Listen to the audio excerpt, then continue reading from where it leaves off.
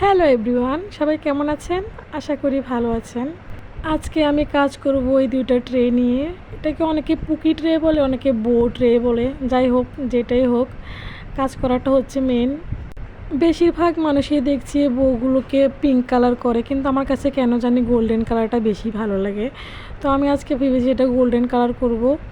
তো শুরুতেই আমি ছোট বোর্ড ট্রেটাকে গোল্ডেন কালার করে নিচ্ছিলাম। তোমরা অনেকে হয়তো জিজ্ঞেস করতে পারো যে আমি এটা কী কালার ইউজ করছি। তো আমার কাছে অনেক রকমের কালার আছে, ওইটার মধ্যে আমি এখন রেডি কালার আছে একটা গোল্ডেন কালার, ওইটাই ইউজ করছি বোতলের।